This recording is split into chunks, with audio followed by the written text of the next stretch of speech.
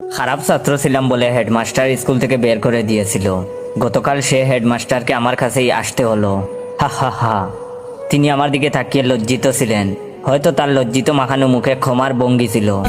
তার কাজটা করাতে আমি কোনো টাকা নেইনি, যাতে তিনি বুঝেন সে অপমানের উত্তর। অবশ্য সেদিন বের করে না দিলে আজ এই অবধি আসতে পারতাম না।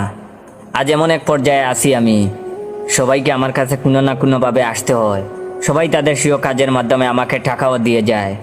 সেদিন এক পুলিশ এসেছিল, তাকে ওর টাকা ছাড়া ছাড়িনি। প্রথমত টাকা দিতে চায়নি, পরে আমি চেয়ার থেকে উঠে জোর করে টাকা আদায় করেছি। এখন আমার সে অধিকার হয়েছে, এখন শিখেছি কিভাবে টাকা আদায় করতে হয়। বড় বড় অফিসাররাও আজ আমার ছায়া তোলে, ভাবতেই ভালো লাগে। অথচ যখন টাকার অভাবে এসএসসি পরীক্ষায় হাত পেতেছি এসব নামকরা বড় লোকদের কাছে, কেউ সেদিন সে খালি হাতকে বরিয়ে দেয়নি, ফিরে তাকায়নি অবধি। অবশ্য তাকালে আজকের পর্যায়ে আসতে পারতাম না। হা হা হা হা। প্রতিটা প্রতিষ্ঠিত শিক্ষিত মানুষের উচিত একজন করে শিক্ষিত মানুষ তৈরি করা, লালন করা। অথচ কেউ করে না।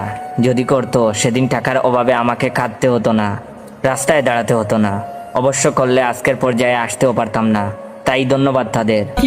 ভাবতেই ভালো লাগে, যে মেয়েটি আমাকে প্রত্যাখ্যান করেছিল টাকা ছিল না বলে, সে মেয়ের হাজব্যান্ডও গতকাল এসেছিল।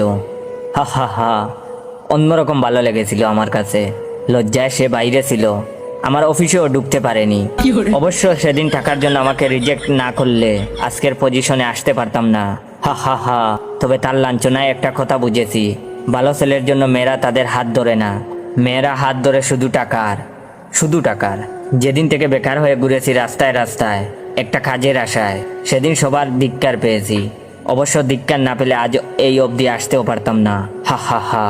আজ আমার অফিসে এসে সবাই সিরিয়াল দেয়, ওয়েট করে, একবার দরজা খোলার অপেক্ষায়। তাদের গাম দেখতে ভীষণ ভালো লাগে আমার। অবশ্য সেদিন তারা আমার গাম না জড়ালে আজ এই আসনে অধিষ্ঠিত হতাম না আমি। সমাজের এই সকল ঘৃণতম শ্রেণী থেকে টাকা আদায় করতে পারতাম না আমি।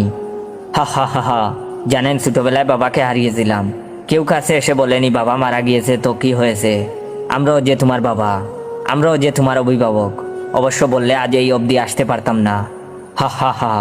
আজ সমাজের সে সকলকে ধন্যবাদ যারা আমাকে এই চেয়ারে বসিয়েছেন। ওয়েট, আমি কি এমন সম্মানের চাকরি পেয়েছি তা জানার আগে অবশ্যই আমার এই ভিডিওটা আপনার 15 জন বন্ধুকে শেয়ার করবেন। এবং যারা যারা চান আমি রেগুলার ফানি গল্প দেই, তারা অবশ্যই আমার অরিজিনাল টিকটক অ্যাকাউন্ট বাইসা বনফায়ারকে ফলো দিয়ে রাখবেন। আর সমাজের সে সকলকে ধন্যবাদ যারা আমাকে এই চেয়ারে বসিয়েছেন। আশা করি আমার মতো আরো অনেকেই হবে পাবলিক টয়লেটের ক্যাশিয়ার। হা হা হা।